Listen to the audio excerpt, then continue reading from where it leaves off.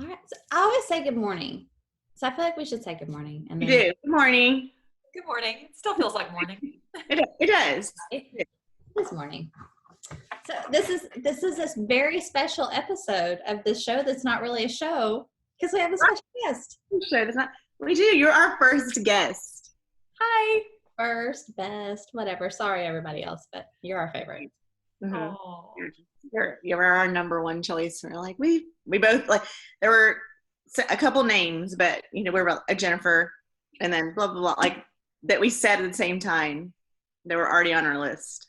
That makes me a little nervous, not gonna lie, but Well, this is an intervention. I was wondering. So because of social distancing, we decided to do it on the internet in front of all your closest friends. Right. All 6 of them that are watching. All 6. Yay. One of them's your mom. One of them's Carmen. 2 of them are us. There's 2 people we don't know. So this is our 3rd episode. It's our 3rd episode of the show that's not a show. So the first show I wore orange, I wore my uniform. Yesterday we talked to our 16-year-old selves and I wore my 16 candles shirt. Today I am probably, I joke, but I say that this is my favorite article of clothing. Like, if I ever had to leave the house in a hurry because of flood or fire, I would take this with me. And it's a North Shore old school sweatshirt from circa 1989 that was in Jennifer's giveaway a long time ago. It still says Jen in Sharpie on the neck.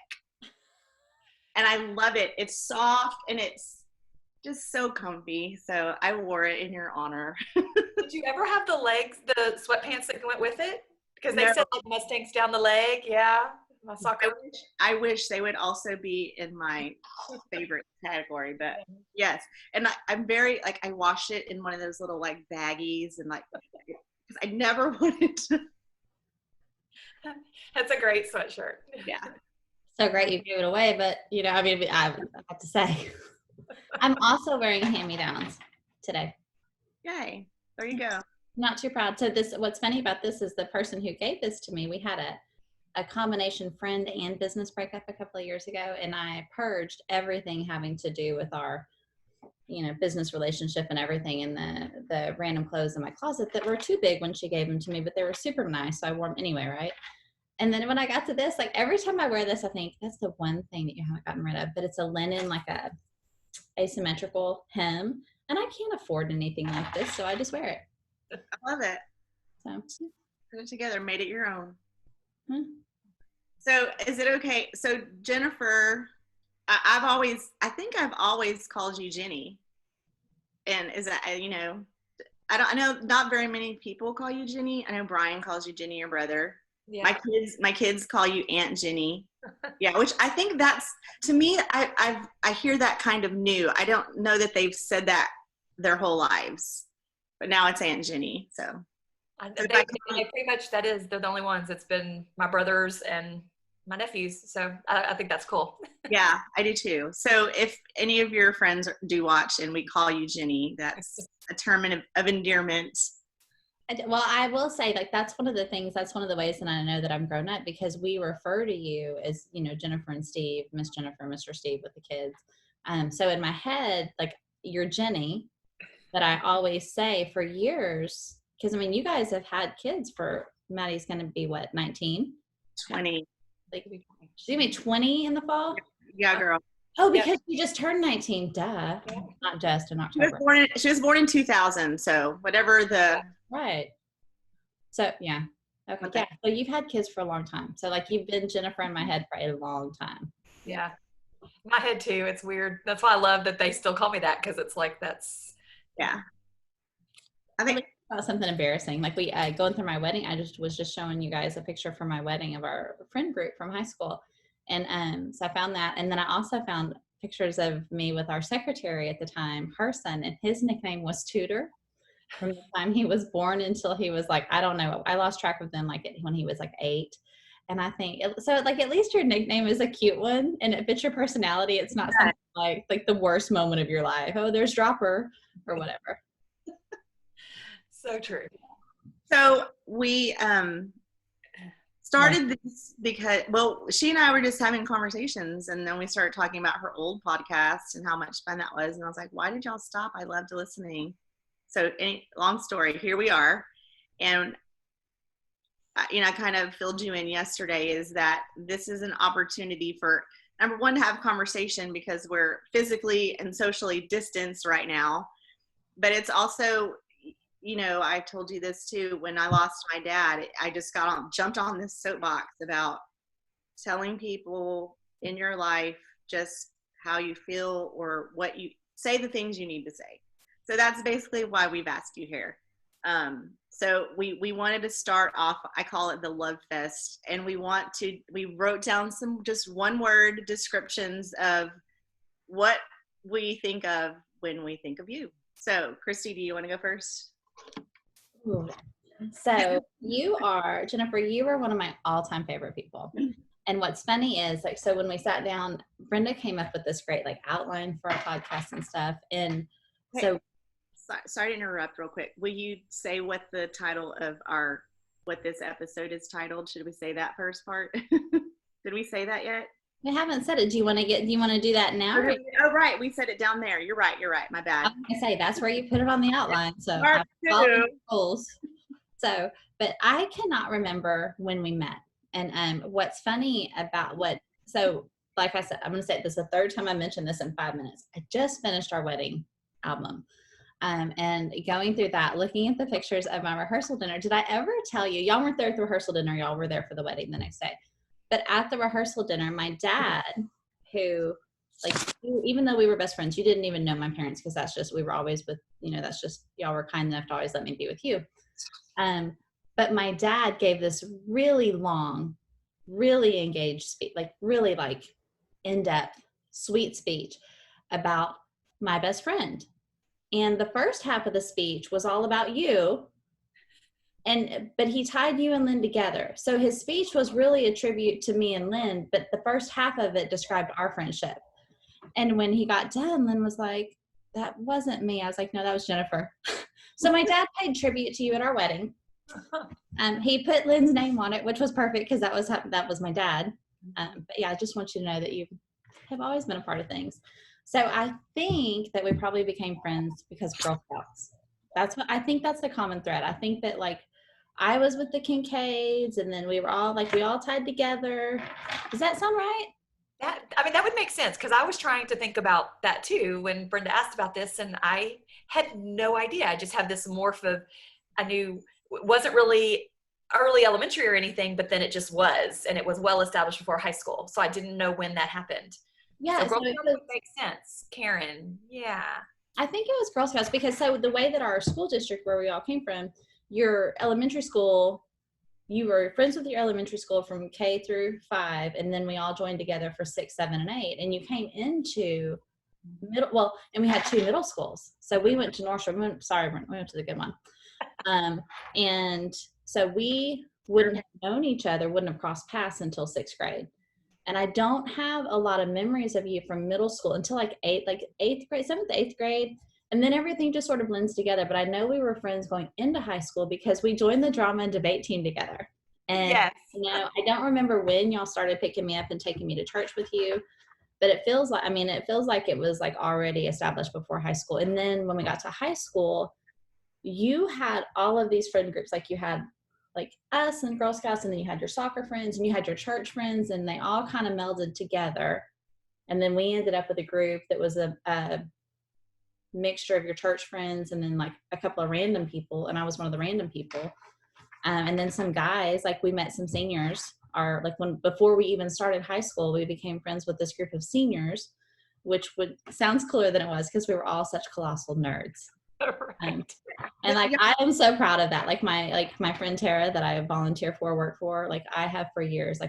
People say, what do you do for her? I'm like, oh, I'm her nerd, and I'm okay with that. So, okay. So that's kind of our background. And then Brenda in her outline. Yeah, that we kind of she's printed out, and I have on my phone because I'm lazy. So the first thing we were supposed to do was come up with words that describe you. And so I went all the way back to 12-year-old you, and you're gonna the word that was you from middle school through high school for me was bubbly, because you had the personality that I wanted, and you were so fun and so pretty. So my word, and next to bubbly, I wrote, she'll hate that one.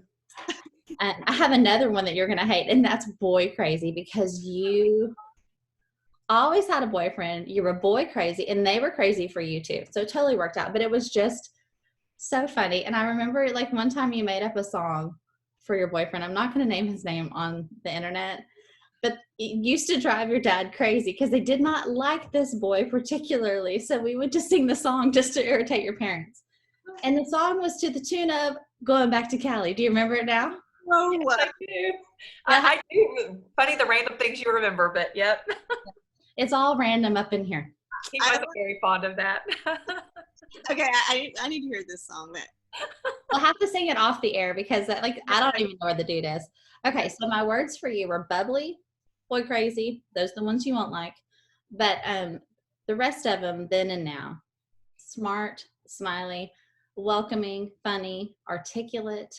You are a killer storyteller. Yes.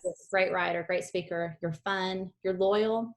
As an adult, I particularly appreciate the kind of wife and mother and daughter and sister and aunt and just you and your family. Like, y'all are everything. And you've been a great friend all these years. You loved me at my most unlovable.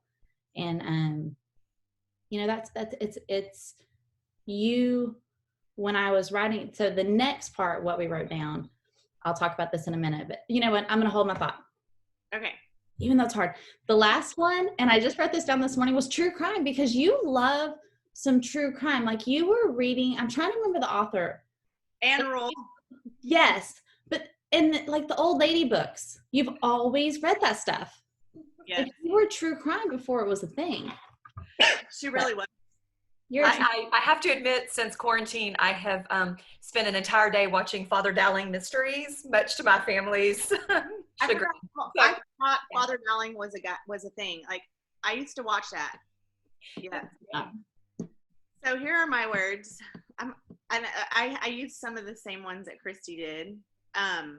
Loyal, beautiful, amazing mother, wife, sister, aunt, good soul, cautious, considerate, crazy smart, professional, generous, talented, great speaker, awesome speaking voice. I think that goes with the storyteller. Calming, gentle, big heart. I haven't cried in any of these episodes. Daddy's girl. Oh. Funny, underestimated, sweet, strong, fun, counselor, loving, family, and grace. And when I added grace this morning when I was getting ready, you know what? When I was writing some of these words, I was like, I am describing her grandmother. You are your grandmother. You're just that calm, positive, peaceful, that whole that's just who you are. So I love you. She's the best. And I thought of two more words while you were talking that neither of us said that need to be said. One, you're successful. You're crazy successful in what you've chosen to do. You've went into education. You always meant to do that. You got your master's. You're doing great. And you are such a warrior and an advocate for your kids and for the teachers and for the families. And the world needs more people like you. And also, you've always been a great leader. Like, whatever group we were in as kids, like as young people, you always rose to the top as a leader. And you know, it's a big piggyback on that as far as being a leader.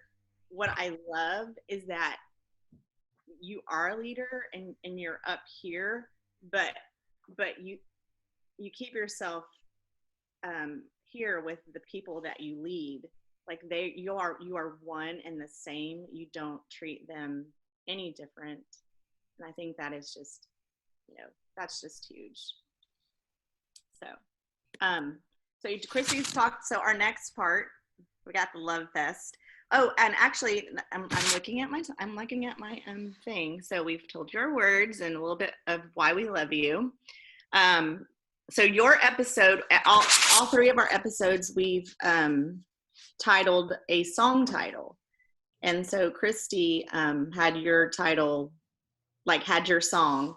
Like from our very initial conversation when we were like, okay, this is the direction we're going to go with this. Mm-hmm. I like, part of me wants to know if you can guess it.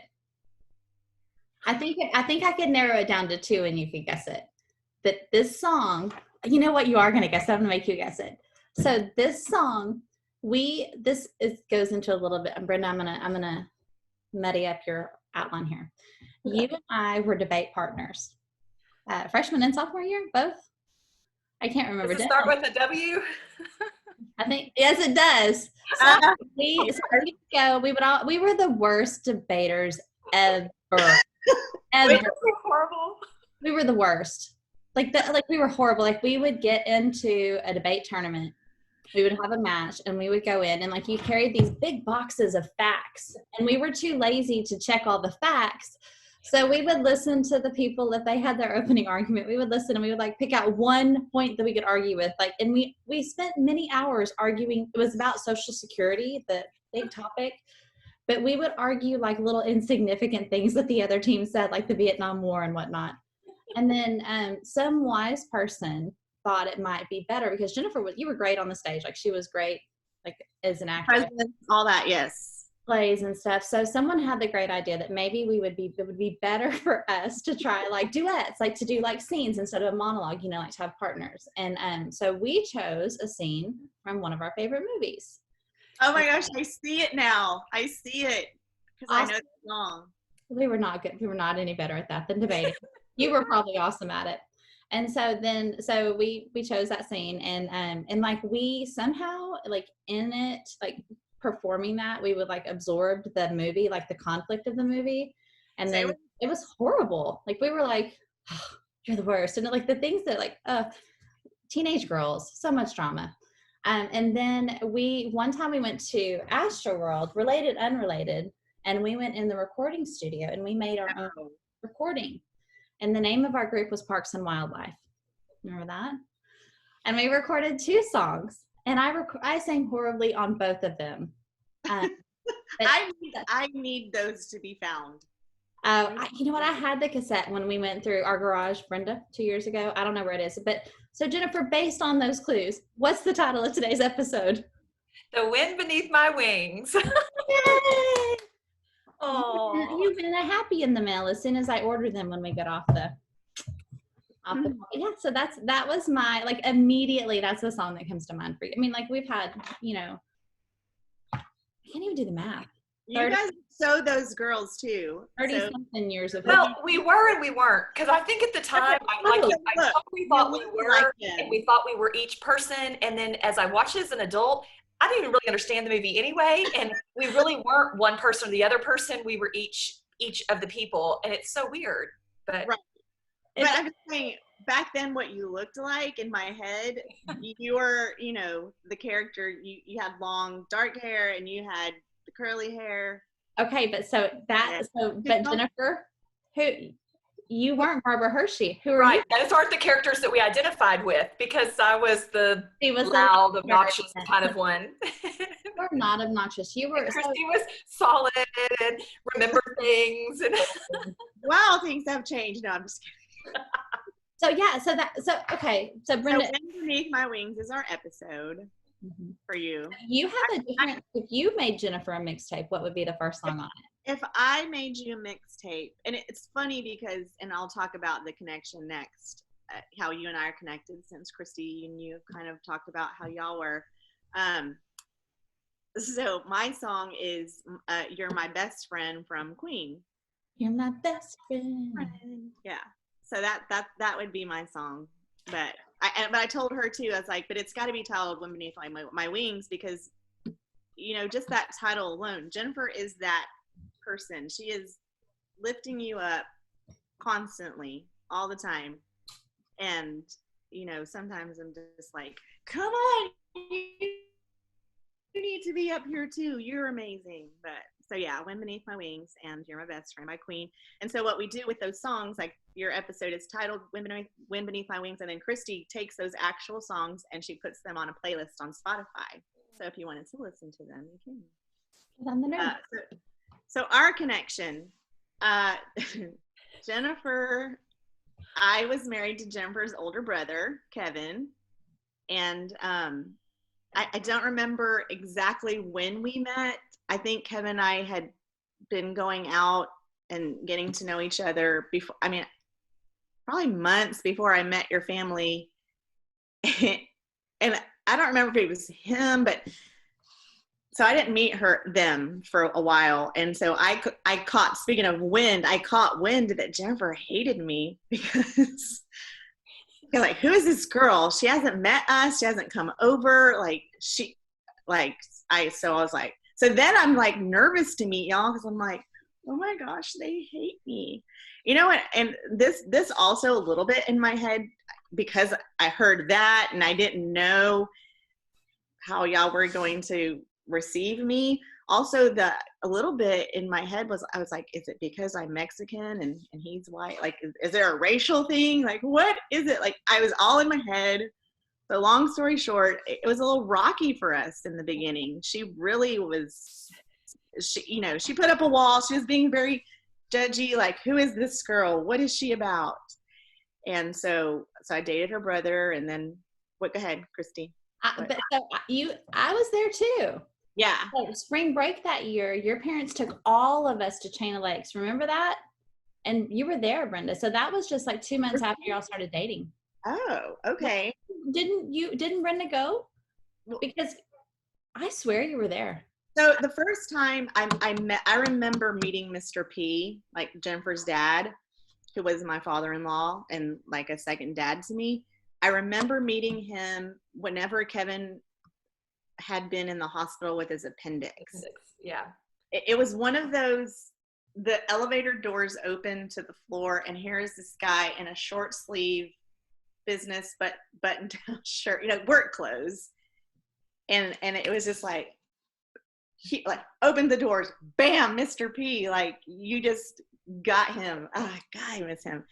So I met him then. I don't think Jennifer was there, and I'm not sure if Miss P was there. No, but I heard about you being at the hospital because Yeah. I had words about that. I mean, Brenda's not lying. I was hard on you. Oh my gosh, I was. And, really it was because of the place I was in my life with Kevin. Like he and I weren't at a good sibling place. So, and then, which is odd that I would even care who was dating him, but I guess that somehow is mixed up. And then I was like, she's the secret girl. She stands out in the curb. She won't even come in the house. Who is she? And so I made up all this stuff in my head, like, and yeah. He had made a couple of poor dating choices previously. It's funny that you bring that up, Jennifer, because I didn't really remember that. But now that you're saying that, like, I was okay with you marrying Kevin for sure. But and then like once you were in. But I had totally forgotten that because it was like a string of bad decisions and like the best decision ever, right? Right. And I have told Brenda, I credit her. I don't know if Kevin and I would have a relationship today that we have if he hadn't married you. Like I believe that in my heart totally, because I think, he was going to go a direction of maybe not having the family be his main priority, and who knows, people change, and that could have come back at some point, but it certainly did because of your values and what you instilled in him. So it was a good thing that I didn't always stay very mean to you. Man, that's funny to think about that. And so the thing that and so I don't remember you were at that Chain of Lakes trip because we talked about in episode 1, which is fun. I think when you get a chance to hear it, about your parents. So when I did come in, when we did meet, like I said, I don't know that there was that, you were still guarded and cautious, and that's okay. So look at us now. But we talked about your family, just whoever was around, like everyone, they would do that. Let's go camping. Everyone's invited. And I remember a camping trip. I was there. I think some of this Shelly Summers, my sister came one time who sounds like y'all. Yeah. So yeah. But so Kevin and I dated, and we became a kind of a modern family. My parents, like we did Christmas. I don't even know how that even all got started, really. I don't. For me, selfishly, it was the best of both worlds. My family of 4 and your family, we did Christmas, birthdays, Thanksgivings, like all the time, all the time. And, you know, our dads, at the very end, I understood the relationship. I really didn't see that happening so much as, you know, we were younger and then first married and then having kids, how incredibly close those two were until the end. But her dad and my dad became best friends. So it's one of those things that's, you know, I loved your brother. I will always care for your brother. You know, what happened to us happened, but it's those good things that happened along the way that we still have that I can't, you know, when I get stuck in that, oh, I'm divorced, you know, that, I can't be sad because, you know, I have my children and I have Maddie and Preston. Those are my children, you know, and Brian and Cassie too. I have this family that, you know, it's just awesome. And that's how we are and connected. And, you know, you've been like another sister to me, truly. And totally mutual. And your parents too. Like that's, I mean, I think about Steve. I don't even know what the story was of some time when he was sleeping on the couch and your mom, she's got some story. And it's like, we've just been intertwined as a family for so long. To me, your mom's my mom. Like, it's just, you know, how it is. And our dads are our dads. Like they just, it was. It is weird. Yeah. Yeah. And, you know, and even now, and sometimes, you know, because my last name is Parks and I talk about, well, you mean you're Ellis now, but, you know, sometimes people would think Richard was my dad. I'm like, no, that's my father-in-law, you know, but I mean, sometimes I just stop explaining it because it's just how we are, how we were. And, you know, I will say probably, you know, because along with divorce comes depression. And I just remember feeling like some of the, like the Kevin and I stuff was hard, but the hard part was figuring out, because we were all so intertwined, I suddenly felt like an outsider. And to think of losing you and Steve and your kids, that was a struggle for me, like finding my place and being able to allow myself to step back and figure out my place, but to believe still that I was part of that family, or that your family or your life, you know, it looked different, but I was terrified of losing y'all. And I don't, you know, anybody else out there, you know, you're not alone if you're in this situation, or if you're feeling this, or it just happened. You have to, like those words, who you are. I had to say, Jennifer loves me because she is Jennifer, and she loves her brother, and she loves both of us. And I had to say that out loud. They love me. They love me because they're who they are, and they have to love him and his new wife. And they do. And I love that because that's who you are. And that's why I love you. So I don't know if I've ever said that out loud. That probably was harder for me, was thinking that I completely lost that. But I love that you had a choice in that too. You made a choice to let yourself still be in our relationship. And I think some people could look at that, and because they would think that a person would act a certain way, then they pull back. I mean, that's what we tend to do. And I was committed to, you are still my best friend and you're still my sister. Like, that's just it. And that isn't never going to change.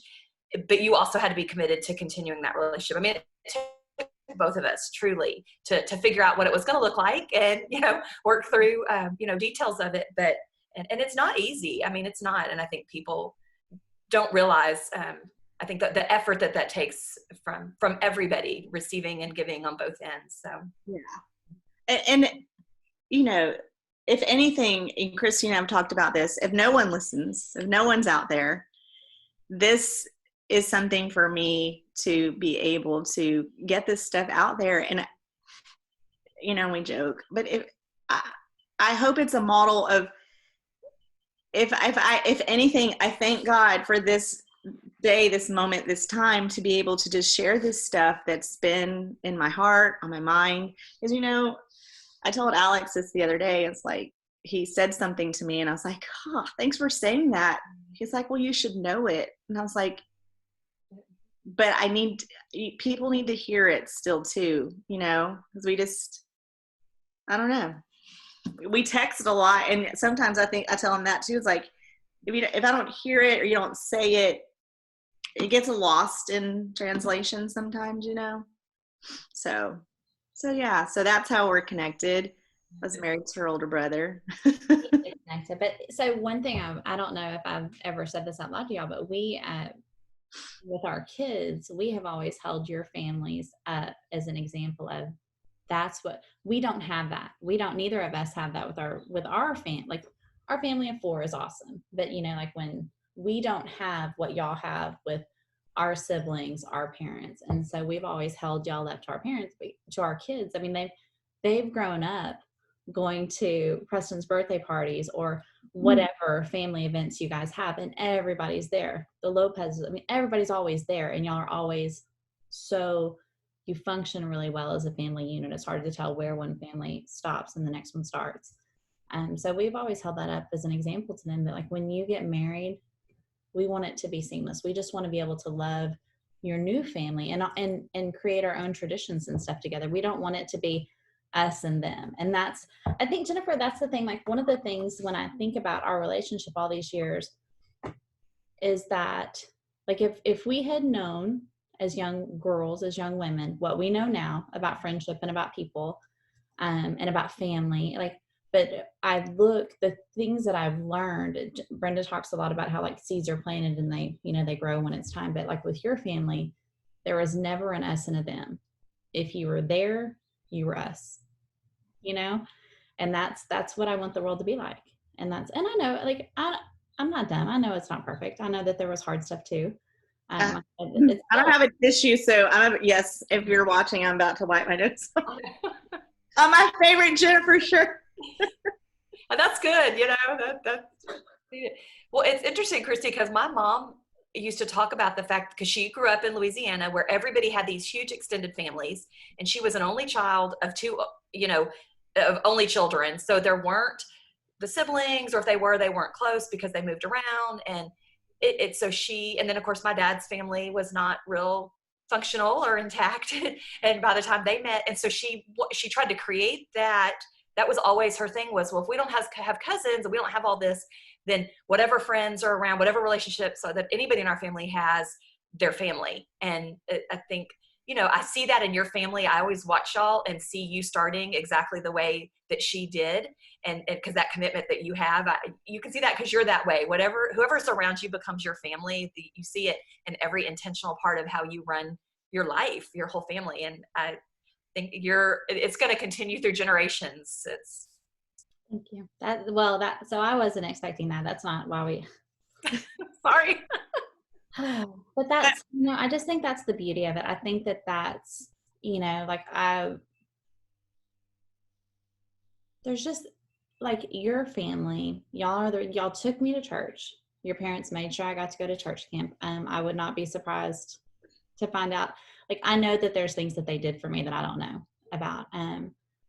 But that's something, like, how do you quantify that? Like, how do you say, thank you, it's because of you that I met the Lord? Now, I didn't know what to do with him when I was 16 and I let him in, because I really thought it was going to be like magic, right? Like, I thought, like, I remember I always felt like I was too big inside my skin and I was just going to bust. Like, I just wanted so much more. And at that church camp that summer, I asked him into my heart, and I thought it was going to be like magic. Then all of a sudden, like, I would feel what y'all felt and everything would be different. It wasn't. It was still me.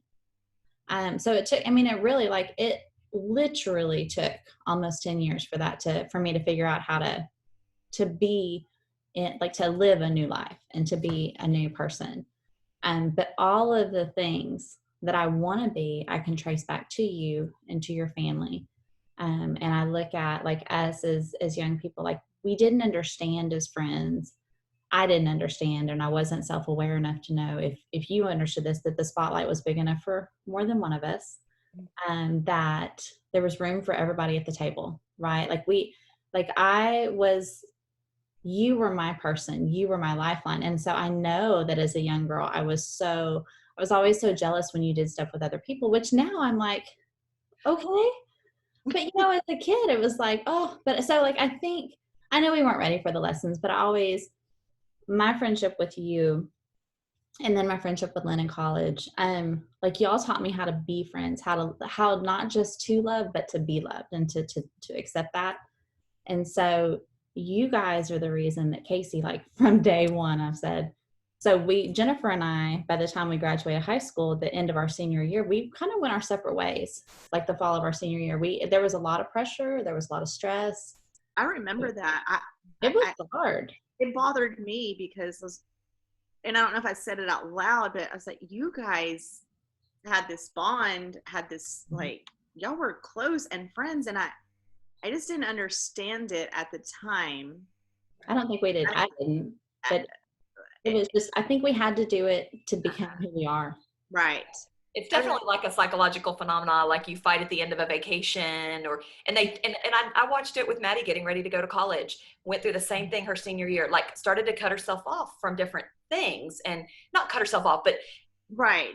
She had to have space to be a new person, and so she had to do that, and it is much more typical, I think, but at the time that you're in it, you're just kind of like, what happened? And yeah, if I had known it was going to happen, maybe it wouldn't have. But and so it was good. Like, I'm glad everything happened the way that it happened. And then we got lucky in that. So we never lost touch with each other. We never didn't love each other. We just weren't as close for a few years, and did our own things and kind of became our own people. And you met Steve and fell in love, and like, he was your forever love. Like, that was clear from the start. Yeah. And so it was cool to find out later. So that was, how old when you met Steve, your freshman year, right? Yep. So it would be, your freshman year. Maddie's age. You were 2021? When we got married, yeah, I was 18 when I met him. 18. Yeah. Okay. So you were 18, I was 17. It would be 4 years then not until I met James, but until we started dating. So I had 4 years to watch y'all like fall in love and so just to clarify, so Jennifer and Kristi were friends, then kind of broke up.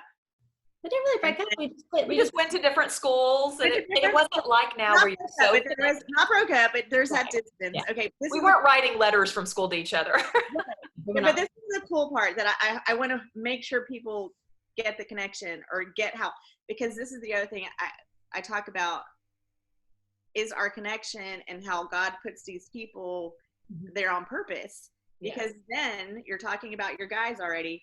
Steve, Jennifer's husband, and Kristi's husband, James, went to the same high school together, right? On the other side of town. So on the other side of town. They're west side. So and Steve was a year or so ahead of James. So they knew each other. They knew each other. But Brenda, you don't know this. There's more. But wait, there's more. Wait, okay. So how cool is that? So to now be married to guys who went to the same, like, that's so random, or is it? I don't know. Wait, there's more. Okay, tell me the more. Okay, so at the beginning of James's career, he worked for an advertising company. Right. I don't know the name, but was a lizard the mascot? No. That's Dick Cricket. That's a different. Okay. That's the next job. Okay. But that's funny that you remember that, because you saw the suit in our garage. So James's first couple of jobs, whenever he would do media stuff and commercials, he would talk to a guy on the phone. Stop. So it turns out, eventually, we went to Fuddruckers or somewhere and had dinner with our high school group got back together, had dinner, and James and Steve started talking, and we're young married. Like, we're just married. Y'all have been married a couple of years. because y'all had been in our wedding, like you'd been all a part of everything. And then when James and Steve finally, things got quiet and they sat down and talked, they put the pieces together. And from that time on, so for the last more than 20 years, like before y'all ever thought about getting pregnant, James and Steve have been best friends. And because of that, they keep up. And so we get to see each other I would say a few times a year, several times a year, especially a lot less since we've moved. But so we get to keep up with each other. And so every time we get together as families, whether or families or couples or whatever, Jennifer and I sit down and we pick up the conversation from 6 months ago, whatever. Right, pick up. But it's the other two, they stay in touch though more regular. Like they're so good at keeping theirs up. But yeah, ours is like, oh, pick up and here we are. And thank goodness for them because they keep us. Yeah. they plan the things and get together. Always thought that was so cool that they had known each other, and then that's so neat.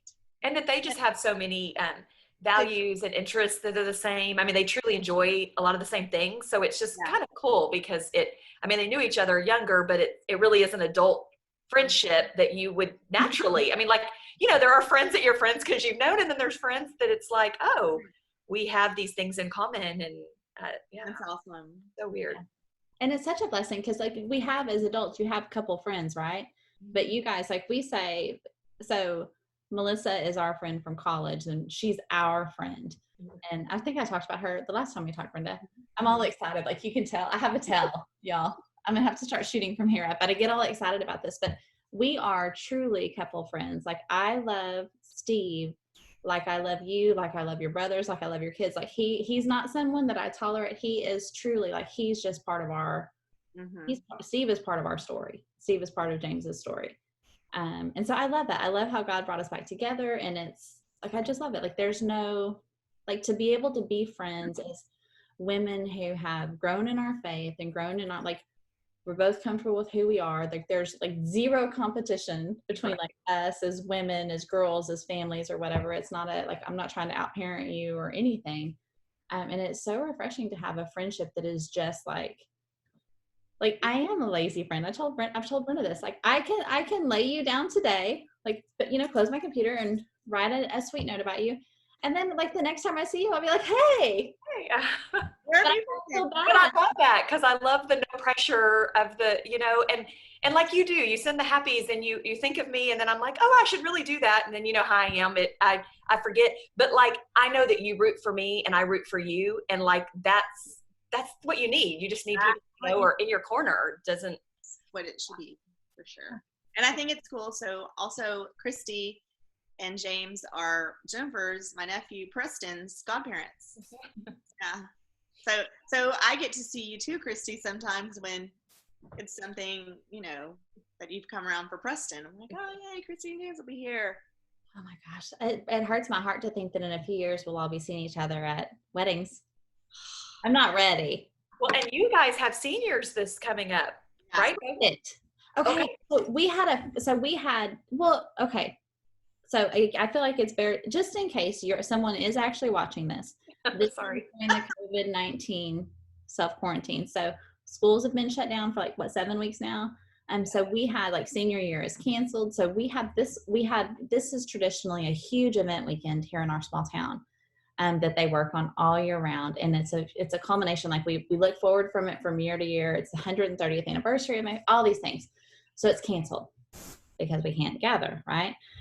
So this week, James is working with the committee that puts it on, and he did a special thing because the seniors, there's always a special senior thing, and they're missing it. So we went to the park, and the committee lined the kids out. They came at staggered times. We were never within 6 feet of them, and he did a special shoot. And the first kid I didn't really know, and you know how it is. The kids that are a year older than my daughter. Then the second kid, I know, I've spent time at her house. I've traveled, so I'm like, oh, your mom for me.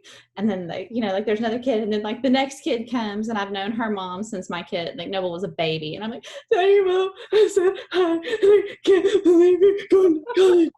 So, and it's not, and then I told Jen, I'm all teary, and I texted Casey and our daughter, and I was like, I'm just going to tell you now, we knew that senior year was going to be hard for me, but I am going to have zero chill. I am already crying thinking about Oh yeah. Every step in this year. And so like with them, like it would have been, we would have had not a graduation ceremony called daisy chain where the seniors pass down to juniors and she would become a senior. But she's just a senior. Like as of March, she's a senior. And I'm like, I'm not ready. Yeah. I can't do this. I have nothing to add because I can't. Well, and it's one of those, you know how you, like before you have kids, you say, oh, I'll never let my kids run around while they eat, or oh, you make all these things that all go out the window. And the whole time before I had a senior, I thought, I'm not going to be one of those that posts the countdowns and has all the moments. Like that's just, I don't get that. It's not that, it's just graduation and then it happens. So I'm going to love watching the two of you because it just so happens and it's just wonderful. And you're going to love every minute, the crying and everything. Well, and I do have to say, like, that's one of the things that I think is funny in our relationship. Like what you just said about like when you have the kid and you say, you're never going to do this. So we had Casey and y'all remember she was easy. Like you could go to dinner and she'd sit for hours. And I was like, oh, well, we're never going to have a kid that does this, that won't sit down while they eat or sleeps in our bed and all these things. And then we had Noble and like and so y'all had, Preston's older than Noble. Preston's a year younger. So he's 3 years older than Noble. We had Casey the next year, y'all had Preston. So y'all had already been through a little boy and you knew what was coming. And we were still saying for years, if we get to have another baby, we're not going to do this. We're going to do this. And everything was out the window and like everything that could go wrong went wrong. He was that kid. It was like, we could not gather without something embarrassing happening or him breaking. Like he would break dishes at restaurants and stuff. Like it was like you can't even make up the stuff that child did. Sweet baby, I love him. Oh, he's the best. But it was like, and I know, like I think about my more experienced friends, like y'all were probably laughing at us the whole time because we were never going to have that kid. But like and we did.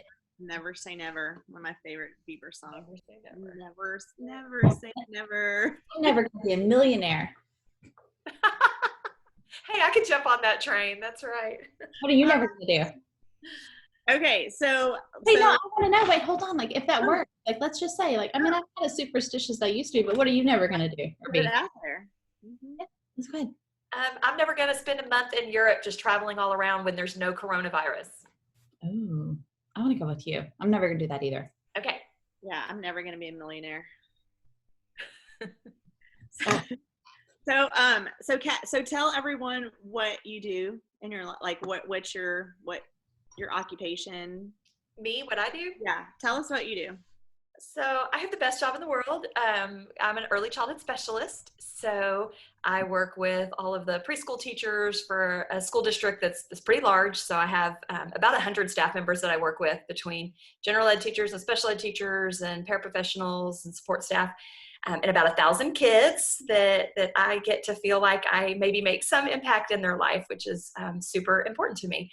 So I basically go around, I visit classrooms. I get to, when it's not coronavirus time, I get to jump in the middle of story times and song times and playtime. And I sit at kitchen centers and kids serve me, pizza from their little pretend pizza shop. And it's the best thing in the world. So I do that for the school district. But I really am super passionate as part of that job, but about kids with special needs. That's always been my road. And for a long time, I tested kids and did like non-traditional testing because I love the idea that we can always find stuff that kids can do. Always. And so my big passion right now is because I work with general ed and special ed. My philosophy is that we can make things better for all learners by making things better in our general ed classrooms. So I have really focused a ton on improving instructional practices so that all of our babies can be in all settings. And as I believe they should be in the world, like there's just a place for everybody and everybody can be successful if we design it so that they can be. So that's what I get to do every day. Although lately it's been all through Zoom, which is Zoom with pre-Kers is the funniest thing in the world. And if you get a chance to Zoom in a class with kids who stand on their heads and then arms and legs go through the screen and then parents, are trying to put them back in front of the screen, it's hysterical and super fun, but I want to get back. Yeah, I know you do. Aw. So I asked you this yesterday. What did you want to be when you grew up? Like when you thought about what you wanted to be, what did you say? Oh, so many things. Because I am slightly ADHD. What I most vividly remember, and it was in one of my books, I think at kindergarten, was I was going to be three things because I was a multitasker, and I was going to be a pediatrician, and I was also going to be a Dallas Cowboy cheerleader, and I was going to be a country singer like Barbara Mandrell. Right, So, I kind of remember that one. Now that sadly, I don't sing. That's not good at all. Dallas Cowboy cheerleader, I hung on to for way too long, thinking that I could do that, and I had the poster on my wall and everything. Pediatrician was probably the most suited to what I thought, because then from then on, I think it was always something with kids. For a while, interestingly, I was thinking the other day about this because we were playing some game, and I wanted to be a children's game designer. I thought it would be so like board games, not like video games, but I wanted to come up with things like Guess Who. I thought that would be the coolest thing because I love games and puzzles, and to work for Hasbro or something might still be my last career. Keep that one. I love that. Especially all your knowledge, and how kids' brains work and how to touch all of the different senses and modalities and stuff like that. Like that. I hope the 7th person who watches this has an in with the company. That's right. Yes. Just call me up, Hasbro, or whatever other company does it. I don't even know who makes games anymore. I know. That idea. Oh my gosh. Yes. That's funny. Design one. Get on that. In your spare time when you're not Zooming. Yeah, right. Not Zooming. Yeah. Or watching Dateline. Or watching Dateline. Yes, or watching, was it Father Dowling? So if you had your 16-year-old self, do you any advice, or is there something that you would want to say to your 16-year-old self now, knowing the things you know? Oh my gosh, that's a hard question. I probably should ask my daughter, because I probably tried to tell her and my son everything, because you think that you could just tell them, even though that's just not how life works, but you feel this need to say, I got to tell you this because and I think what I wish I would have told myself is that every little thing that is, and I should tell my 40s, however old I am now, self the same thing, but every little thing that you're worrying about right now, you won't worry about in 6 months or a year. And I feel like I should tell myself that all the time, but especially at 16, because the stuff that I thought was so life defining, I can't even remember it. Like we've just talked about the stuff we can't even remember. And you waste a lot of time. Yeah. You're right. That's good. Okay, so what about a song? Tell if you can think of a song that you would put on a mixtape about that said something about your life or about you that you relate to. Then or now. It can be like then or now. Then or now. That's hard, but I mean, I'm just going to go, y'all, I'm an impulsive. I'm a gut reaction person. And probably the only reason this song is on my mind is because it's the last one that that we sat around with Brian and Dad and I on his hospital bed, and we listened to Think of Me from Phantom of the Opera. And I love that song because to me, that's like at the end of the day, out of my whole life, all I want is when somebody thinks of me, that they think of me fondly. And that's what's in that song, is that nothing else really matters. And for me, and if you can just, when I cross your mind at any point, if that brings a smile, that's what I want. So yeah, that would be my song. And that's hard because, oh my gosh, that song's just really special right now. But yeah. Oh my gosh. And it's perfect. And just what you said, it makes sense. And I'm glad you said that that was your gut, because that's the song. I love it. Ugh. Yep. Yeah. So I will say this, like if that was your goal, like if you were living your life now the way that you wanted to be remembered, I don't think you would have any regrets, because that's how I think of you, and that's how everybody I know who knows you thinks of you. 100%. Mm-hmm. I don't think anybody's like, Jennifer. She's the worst. Some days I'm sure. So. No. Awesome. Well, yay. Well, thanks for doing this for us. You said we could share pictures. Kristi, since we didn't make you fill out the form, Jennifer, do we have your spoken permission to share this recording and share your photos for the lawyers? You said all those wonderful, nice things about me at the beginning that I can't even believe you said, of course. Y'all can pretty much walk on water, whatever you want to do. Also, maybe if you like go to our website and listen to this, then you can learn, or actually maybe next week it'll be on iTunes. We'll see. But so then you can like go to the podcast app and be like, oh, that's a podcast. It's just me talking. Yeah. I'm a little excited about my future with podcasts and hearing, especially true crime, that I'm going to get on that. So let me know if I'm sure Danielle can hook you up, but my niece is like all into it. And like she has shirts and stuff from the podcast. All these kids are way cooler than we'll ever be. I know. I'm so behind. So speaking of, say hi to your kids from us. Long distance hugs. You too. Oh. Yeah. So thanks. And everyone out there, thanks for watching and listening. Thanks you. I bet I can get my mom to listen, I hope so. Yeah. She probably saw it on the Facebooks. Yes. She'll be a good fan. Yep. She's always in my corner. We're on Facebook and Instagram. We have a great website. Thank you, Kristi. It has all the links, all the things. I can't wait to hear your next guest. This is exciting.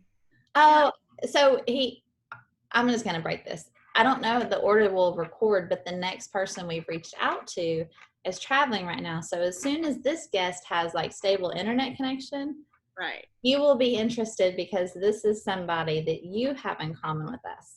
Okay. Yes. It's someone we have in common with us for sure. Yay. And yeah, he's cool. I think you'll like it. You said he. I've reached out to, Oh, now she's going to know. You said he. Oh, dang. Yeah, that'll be fun.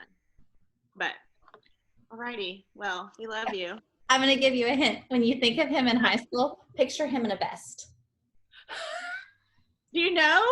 And if he's traveling with unstable internet, I think that also helps. Yes. In a very beautiful place right now. Yeah. Yes. He graduated with y'all, right? Yeah. 1992? That's going to be super interesting. I can't wait. Yes. And because I don't know if you know the connection that he and I have. It's kind of cool. But Wait, don't say it now. That's for that episode. I'm not going to talk about it. I can't help it though. I can't wait to tell him. Okay. So y'all sign off. I'm going to click off the record button and then we can wrap up our conversation. Okay. So. All right. I got to stop recording. Bye. Thank you so much. All of you.